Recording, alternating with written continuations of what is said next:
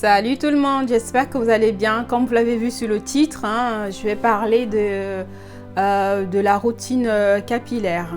J'ai reçu une question dernièrement. Quelqu'un me demandait qu'est-ce qu'il fallait qu'elle fasse, la routine 2017 ou la routine 2015. Il est vrai que dès mes premières vidéos, j'avais une certaine routine. Il y avait certains produits que je n'utilisais pas.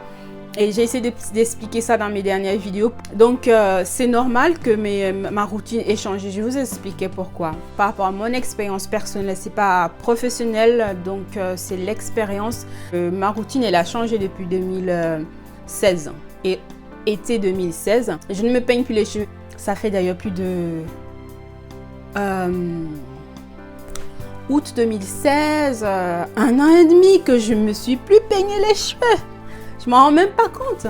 Et ça m'a amené à faire un gros changement. J'avais besoin d'avoir des cheveux vraiment pratiques, des cheveux vraiment malléables. Donc j'ai cherché des ingrédients qui me permettent justement d'avoir cette malléabilité là dans les soins. Et ça a changé surtout la chronologie d'application de mes produits. Je commence par traiter d'abord mes cheveux avant de les laver. C'est-à-dire je mets un masque qui va être... qui aura des ingrédients qui vont rendre mes cheveux très doux, malléables, et ensuite je vais les laver. Maintenant, que ce soit ce que je fais en 2015 ou ce que je fais maintenant en 2017 et 2018, aujourd'hui, c'est des soins qui sont bons. Vous n'avez pas besoin forcément d'être comment, de ne pas vous peigner les cheveux. Pour faire ces soins-là, ils sont valables. Et encore, je dirais même mieux si vous peignez vos cheveux. Avec les soins de malléabilité que je fais, et ce sera finger in the nose. Ça va passer facilement. Votre peigne, il passera facilement. Pour moi, une routine capillaire, en gros, doit bouger. Moi, je ne peux pas dire que la routine 2015 est préférable à la routine 2017 parce que les deux correspondaient à l'état de mes cheveux en ce moment-là. Et aussi des gens qui me demandent pourquoi tu fais ci maintenant, il y a quelques temps maintenant tu fais autrement. Ça bouge les gars. C'est normal ce que je faisais en 2015 que je ne le fasse plus aujourd'hui. Et même ce que je fais aujourd'hui, c'est peut-être dans 6 mois, je ne ferai plus la même chose. J'écoute mes cheveux, je bouge selon que je vois leur aspect. Je ne reste pas figée dans la même chose, sinon ça va me les tuer. Je ne vais pas expérimenter la longueur, je ne vais pas expérimenter de beaux cheveux. Donc il faut bouger dans les routines capillaires. Admettons, j'ai des cheveux complètement rêches, ternes, cassants. Je cherche un soin, je me fais un soin capillaire. Le résultat est le suivant, mes cheveux vont complètement changer d'état. Ils sont devenus forts. De deux choses l'une, soit je savais ce que je faisais, auquel cas c'est bon, j'ai fait un soin protéiné sachant que ça allait m'apporter la force aux cheveux, soit c'était carrément un truc au hasard comme ça, j'ai pris des ingrédients, j'ai pris des produits, ah tiens ça a marché, ça a redonné de la force à mes cheveux. Je dois normalement, si c'était un pur hasard, je dois noter ce qui a fait en sorte que mes cheveux redeviennent forts pour m'aider la prochaine fois. Ce qui se passe en fait souvent, c'est que ce beau résultat, on va le garder dans notre tête et ça va devenir en quelque sorte un soin favori en gros. En fait, on reste figé dans le résultat qu'on a eu avec en faisant ce soin et du coup ça devient notre soin préféré. On le fait maintenant tout le temps. On refait encore. La première fois, ça va marcher. Deuxième fois, ça va marcher. Troisième fois, ça va marcher. Mais à un moment donné, vous allez vous rendre compte que vos cheveux ne suivent quasiment plus. Et vous allez connaître ce qu'on a l'habitude de dire, un véritable bad wash day ou un véritable bad hair day. Parce que vos cheveux étaient dans un état précis. Ils avaient besoin de ce soin-là.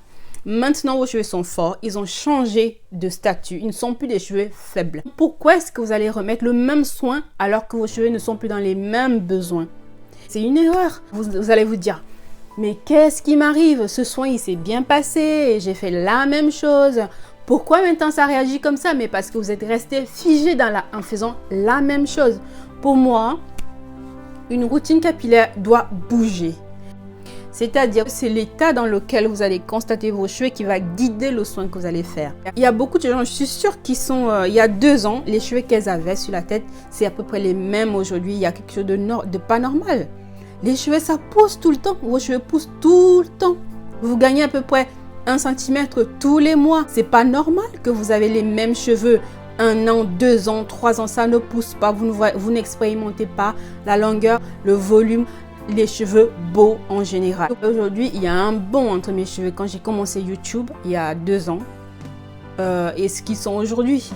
En longueur, en volume, en aspect, mes cheveux sont plus du tout les mêmes et vous le voyez. Donc voilà en gros ce que je voulais partager avec vous. Une routine capillaire bouge. Ne restez pas figé sur les mêmes choses. Ce que j'ai remarqué chez pas mal de youtubeurs, c'est que le mot d'ordre, en fait, sans qu'on ait passé un mot d'ordre, en gros, on s'est toutes retrouvées en train de vouloir faire pousser les cheveux. Il y en a qui avaient déjà organisé des challenges en 2017, qui continuent en 2018. Il y en a qui commencent maintenant en 2018. Ce qui veut dire quoi, en fait? C'est dire que bientôt, et en même temps, il y a beaucoup de personnes qui suivent ces personnes-là, ce qui fait que bientôt, on n'aura que des cheveux crépus partout. Et c'est génial! C'est génial de voir ça comme ça, que ce soit plus un cheveu marginalisé, que les blancs, parce qu'il y a beaucoup de blancs qui ne connaissent pas du tout l'aspect du cheveu crépus, qui voient ce que c'est après, que ça devienne un cheveu banal comme les autres. C'est le but, en fait. Il n'y a pas de règles, en fait, dans les cheveux. Il n'y a pas de règles. Bougez dans vos routines capillaires et expérimentez de beaux cheveux crépus longs. Comme le mien. Lol. Bon, de beaux cheveux crépus en gros. Voilà. Je vous fais de gros bisous et à très bientôt. Ciao.